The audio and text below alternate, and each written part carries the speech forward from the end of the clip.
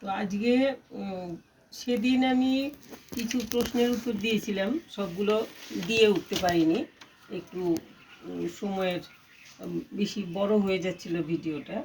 তো আজকে বাকি কিছু প্রশ্ন রয়ে গেছিলো, ওইগুলো নিয়ে বসছি। তো প্রথম আমি সুরজিৎ চৌধুরী লিখেছেন, আপনার চিঠির উত্তর দিচ্ছি। আপনার বলছেন রেন লিলি লাগিয়েছেন কত 4 বছর বোধহয় হয়েছে, এরকমই 4 বছর না কত লিখেছেন, আমার ঠিক মনে পড়ছে না এরকম কিছু, কিন্তু ফুল ফোটে না।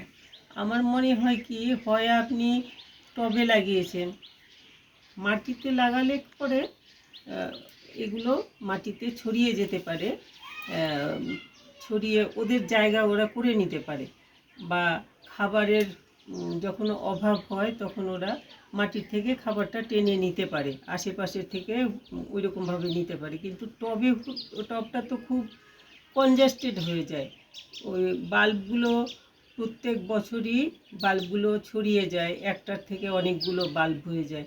তো জিনিসটা কি হয়, ওই একটুখানি মাটির মধ্যে ছড়াতে ছড়াতে ভেতরে আর মাটিই থাকে না, শুধু গাছের বাল্বগুলো থাকে। তো কোনো রকমে এরা পাতাগুলো বের করতে পারে কিন্তু ফুল বের হয় না। তো আমার মনে হয় আপনার ওই রকম কিছু হয় টবে, বা ওই রকম সিমেন্টের কোনো একটা কন্টেনার হোক, বা সিমেন্ট দিয়ে ঘেরাও করা জায়গা হোক, যেখানে লাগিয়ে রেখেছেন ওই রকম হয়েছে কিছু। তো আমার মনে হয় যে বৃষ্টিটা শেষ হলে পরে, অনেক সময় বৃষ্টি এখনও বৃষ্টি তো হয়ে চলছে, তো আরও কিছুদিন অপেক্ষা করে বৃষ্টিটা বন্ধ হয়ে গেলে আপনি এগুলো তুলে ফেলবেন, তুলে তারপরে সব খুব হালকা করে করে লাগিয়ে দেবেন। যদি ওই রকম হয় যে মাটির মধ্যে আছে, তো তুলে লম্বা করে এই একটার গায়ে একটা লাগালেও অসুবিধা নেই, ওরা ছড়িয়ে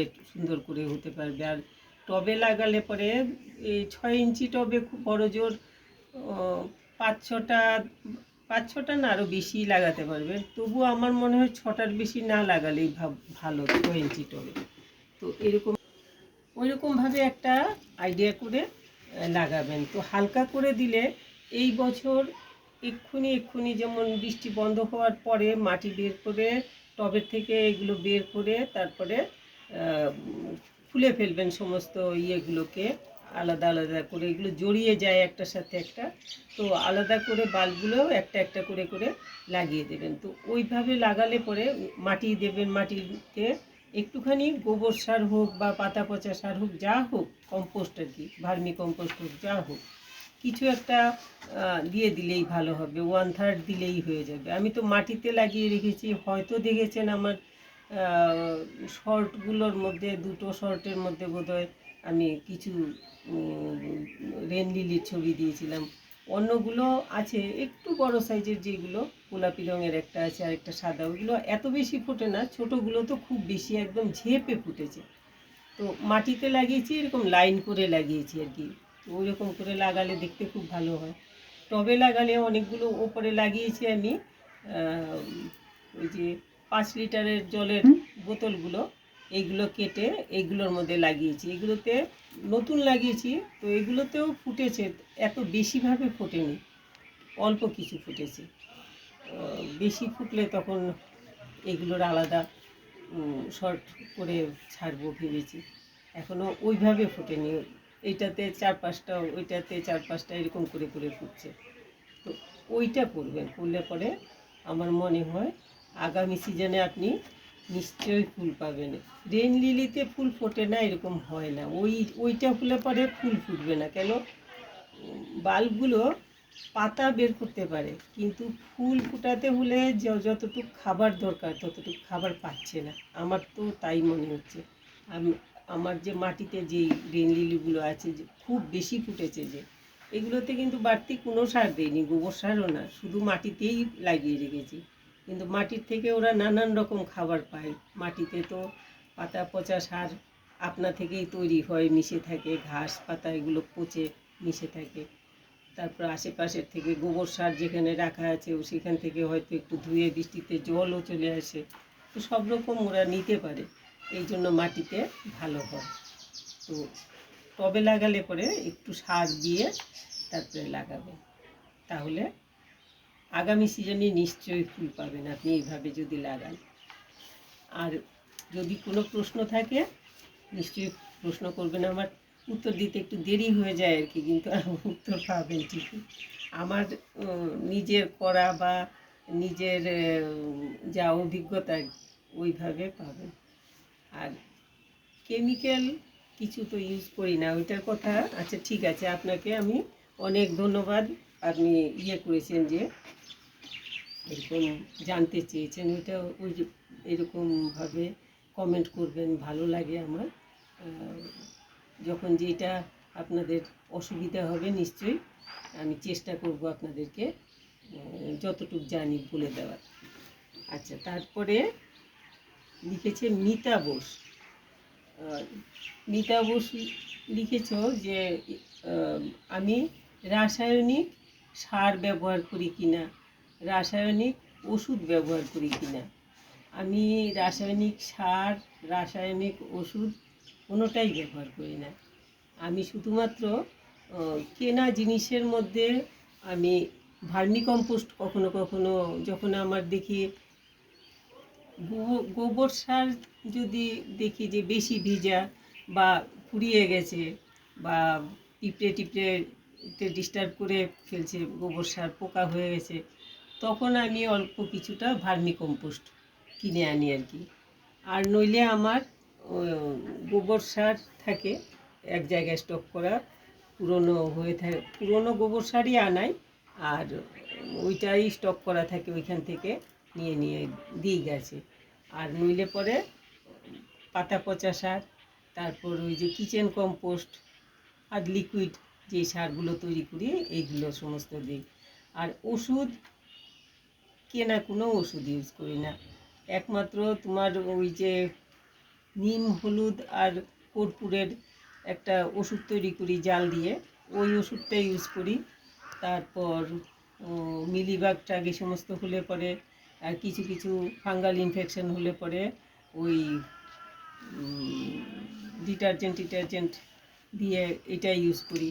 পিঁপড়ের জন্য অন্যরকম কিছু, ওই যে একটা ভিডিও করেছিলাম ওইটা বোধহয় দেখেছো, ওই রকম ইউজ করি। এরকম আর কি, যখন যেটা এইসব টাইপের আরও আছে, আমি আরও কি কি ওষুধ তৈরি করে ইউজ করি, সবগুলো মনে থাকে না যখন যে রোগে ধরে গাছকে।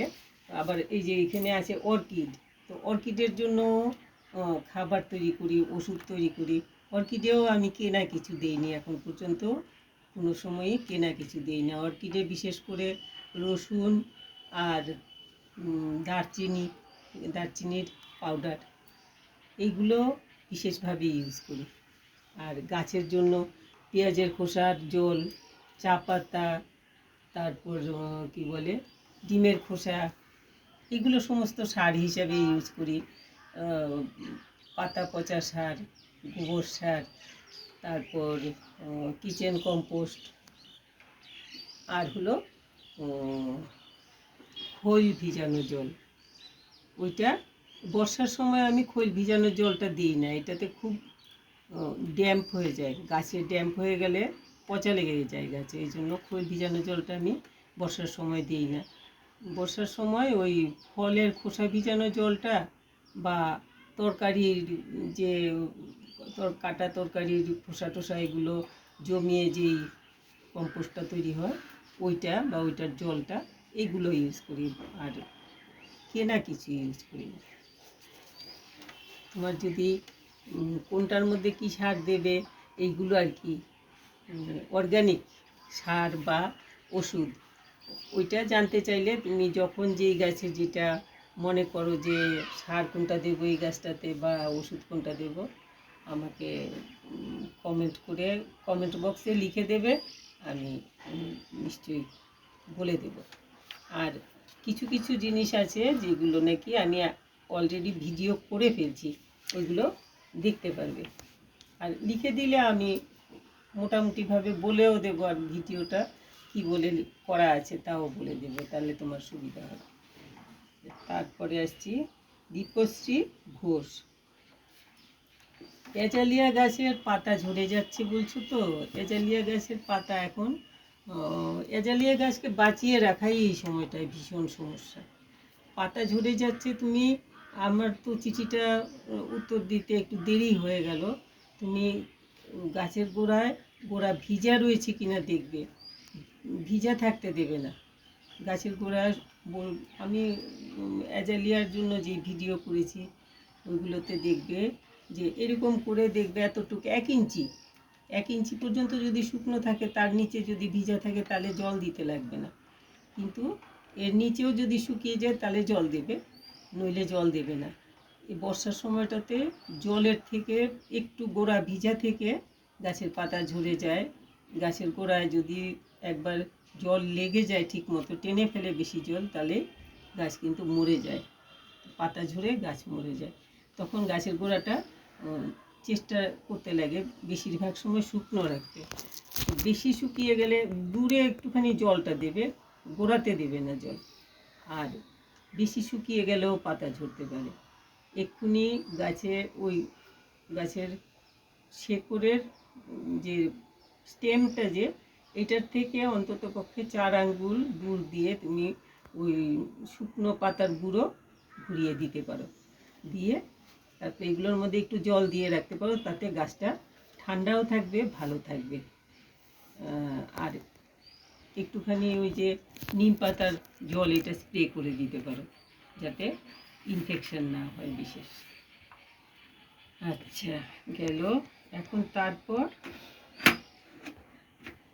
আবার বেশি রোদে রাখলেও কিন্তু গাছ ঢলে যাবে বা গাছের পাতা সব শুকিয়ে যাবে, ঝরে যাবে।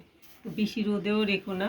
আমি তো আমার গাছগুলোকে শেষ পর্যন্ত পারি নাই, একটা বেলায় এত রোদ করা হয়ে যাচ্ছিল যে এখন বৃষ্টির জন্য তো লাগছে না। মাঝখানে কদিন এরকম হয়েছিল যে এত কড়া রোদ, আমি শাড়ি টানিয়ে দিয়েছি গাছের ওপরে, কোনো উপায় নেই।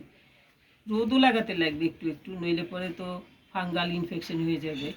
আবার রোদটা এত কড়া যে রোদেও রাখা যাচ্ছে না। সকালের 1-2 ঘন্টা রোদ লাগে, ওই রোদটাই সহ্য করতে পারছিল না গাছ, তো আমি কাপড়টা নিয়ে দিয়েছি। ওই রকমভাবে একটুখানি লক্ষ্য রাখতে লাগবে আর কি। তো কোনো রকম অসুবিধা হলে নিশ্চয়ই আমাকে জানাবে, কি করতে লাগবে আমি বলবো। আচ্ছা, এখন হলো দীপশ্রী ঘোষ। দীপশ্রী ঘোষ তো অ্যাজালিয়ার কথা বললাম। নাজিফা বেগম। আমার বাগান দেখে সুন্দর লেগেছে, কিন্তু বাগানটাকে সাজিয়ে গুছিয়ে রাখতে পারি না, অনেক গাছ হয়ে গেছে, চাই সাজাতে। আর এইদিকে বৃষ্টির জন্য আমি যেই শেডটা করেছিলাম, এত গাছ, সব গাছ তো আর শেডে থাকলে হয় না। তার মধ্যে যেগুলো নাকি আমি ওই গ্রিন, কী বলে এটাকে, গ্রিন নেট, ওপরে গ্রিন নেট দিয়েছিলাম রোদ কম লাগার জন্য। এই গ্রিন নেটের থেকে টপ টপ টপ টপ করে জল পড়ে গাছের গোড়ায় পচা লেগে যায়। তো আমি যতখানি করেছিলাম শেড, ওইটাকে আবার লোক দিয়ে অর্ধেক করিয়ে দিয়েছি। তারপর এইগুলো এলোমেলো অবস্থা, কেন বৃষ্টির জল এখানে বেশি পড়ে ওখানে কম পড়ে, এইগুলোকে ঠিকভাবে লণ্ডভণ্ড অবস্থায় আর কি সাজিয়ে রাখতেই পারছি না। একটুখানি যদি সাজাই তো পরদিন দেখি মেঘ করেছে, বেশি বৃষ্টি, তাড়াতাড়ি আবার সব নিয়ে উল্টোপাল্টা করে রাখি। তো এইরকম অবস্থা আর কি। ভালো লেগেছে দেখে, তো লিখেছ দেখে খুব ভালো লাগলো। দেখবে আমার বাগানের ছবিও, শর্টগুলো দেখো, শর্টগুলোতে অনেক টুকটাক বাগানের ছবি থাকে। আচ্ছা, স্বপন কুমার দে, আপনি লিখেছেন, দাদা আপনার কমেন্ট দুটোই পেয়েছি, খুব ভালো লেগেছে আপনার কমেন্ট পড়ে। তো আমি তো সবসময় এরকমভাবে গাছ করি, এখনও করি। আর আপনি যে লিখেছেন যে কাজ করলে মন ভালো থাকে, শরীর ভালো থাকে, সত্যি কথা, খুব সত্যি কথা। আমার যখন শরীর টরীর বেশি ভালো লাগে না, কত রকম প্রবলেম হয়, তখন আমি ওই গাছের তলায় চলে গেলে কিন্তু গাছের একটু যত্ন টত্ন করতে থাকলে এই ব্যথা বেদনা এগুলো ভুলে থাকা যায়, এগুলো লাগে না। ঠিকই বলছেন আপনি। আর আমার আমি যেইভাবে অর্কিডের চারা করছি, আপনার ভালো লেগেছে জেনে খুব ভালো লাগলো। আমি অর্কিড ওই বোম্বে ড্যানড্রোবিয়াম আমি করি অনেক দিন ধরে। তো এইবার আমি বাড়তি কিছু অর্কিড আনিয়েছিলাম আর কি, অনলাইনে একটু বেশিভাবে অর্কিড করেছি। সবগুলোকেই চেষ্টা করছি একটুখানি সাধারণভাবে, এত বেশি কঠিনভাবে না করে যাতে সাধারণভাবে করতে পারি, নইলে এত বিশেষভাবে এগুলোর দিকে নজর দিতে গেলে আমার বাকি এত এত গাছ সব নষ্ট হয়ে যাবে। তো সবটাই আমার রাখতে লাগবে, কোনোটাই ছাড়তে পারি না। এই জন্য আমি ওই খুব অর্ডিনারিভাবে চেষ্টা করছি এই অর্কিডগুলোকে চারা তৈরি করতে আর কি। তো দেখবেন দাদা, আপনি অর্কিডের তো ভিডিও বোধহয় এর মধ্যে একটা ছেড়েছি, আপনার চিঠিটা পাওয়ার পরে একটা অর্কিডের ভিডিও ছেড়েছি। আর অন্য অন্য গাছ টাছও করি, আপনি দেখবেন আমার ছাদে অনেক রকম ফলের গাছ করেছি, ফল হয়, সব রকম ফল এখনও হয়নি, তো অনেক রকম ফলই হয়, দেখবেন আপনি ভিডিও। ভালো লাগলো খুব আপনার কী বলে কমেন্ট পেয়ে। যখন যেটা আপনার মনে হবে কিছু, আপনি আমাকে ছোট বোন ভেবে অ্যাডভাইসও করতে পারেন। খুব ভালো থাকবেন, আপনি নিজে খুব ভালো থাকবেন আর গাছ করুন। আচ্ছা, এখন আসছি অনিল কুমার পাল। অনিলদা, আপনার কমেন্ট দেখে আমার তো খুব ভালো লাগছে। তো আমি আসলে পালদা, আপনাকে অনিল রুদ্র পাল বলতে গিয়ে অনিল কুমার পাল বলে ফেলছি, ভুল করে ফেলছি। যাই হোক, আপনি আপনার কমেন্ট দেখে তো আমি ভীষণ খুশি হয়েছি। আমার তো এবার মিষ্টি আলু একদম ভালো হয়নি, পোকাতেও খেয়ে ফেলছে। তারপর ওইখানে মাটির মধ্যে অনেক পোকা টোকা হয়েছে, পোকাতে কিছু খেয়েছে। তারপর এগুলো ম্যাচিওর হওয়ার আগে বের করে ফেলছি, সাইজে ছোট রয়েছে। যাই হোক, পরে আরেক সময় বড় বড় হবে যখন, তখন দেখাবো। আপনার অর্ডারটা এখন উইথড্র করে নিন, কারণ আমি তো এখন সাপ্লাই দিতে পারবো না। এই এক্ষুনি আমি আপনাকে সাপ্লাই দিতে পারবো না, কাজেই এটা উইথড্র করে নেবেন। আরেকটা কথা হলো, আরেকটা হতে পারে ডেলিভারি ডেটটা 3 মাস পিছিয়ে দিতে পারেন। তো যেগুলো আর 3 মাস পরে বের করবো, সেইগুলো 3 মাস পরে আপনার ফ্লিপকার্টে আমি আবার ডেলিভারি করে দেব।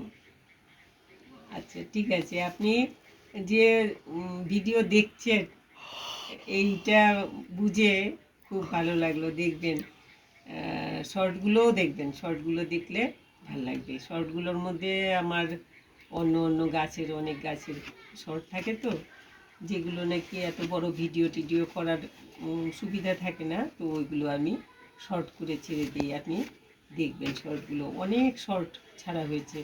শর্ট আমি শর্ট তো রোজই ছাড়ি, কখনো দুটো কখনো একটা, আর ভিডিও অল্টারনেট ডেতে ছাড়ি, বড় ভিডিওটা দেখবেন।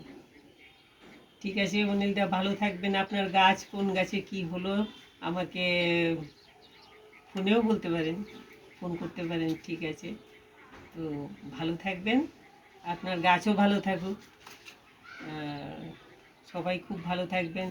সবাইকে বলছি আপনারা খুব ভালো থাকবেন, সুস্থ থাকবেন, আর বেশি করে গাছ করুন। এখন অবশ্য বর্ষার জন্য, বর্ষাতে এখন কিন্তু অনেক কিছু গাছ যেগুলো নাকি আমরা চারা তৈরি করতে পারি, কারণ এক্ষুনি বৃষ্টি রয়ে গেছে। এখন জবা ফুল, তারপর ঘণ্টা ফুল, করবী ফুল, অনেক কিছু আছে, অনেক রকমের গাছ আছে যেগুলো নাকি এখন চারা করার উপযুক্ত সময়টা শেষ পার্টে চলে এসছে আর কি। এরপরে আর করা যাবে না, কারণ বৃষ্টি বন্ধ হয়ে গেলে তখন আর চারা ভালো হয় না, হতে চায় না। তো সবাই খুব ভালো থাকবেন, আর এরকমভাবে কমেন্ট করবেন। ভালো লাগলে তো নিশ্চয়ই, আর ভালো না লাগলেও কেন ভালো লাগলো না, কি করতে লাগবে বলবেন, আর কি জানতে চান আপনারা বলবেন। আমি চেষ্টা করব সবার কথার উত্তর দিতে, সবার প্রশ্নের উত্তর দিতে আমি চেষ্টা করব, যতটুকু আমি জানি ততটুকু আমি চেষ্টা করব। সবাই খুব ভালো থাকবেন। আর যারা আমার চ্যানেলটা সাবস্ক্রাইব করেনি, সাবস্ক্রাইব করে নেবেন, লাইক শেয়ার করবেন। সবাই খুব ভালো থাকবেন।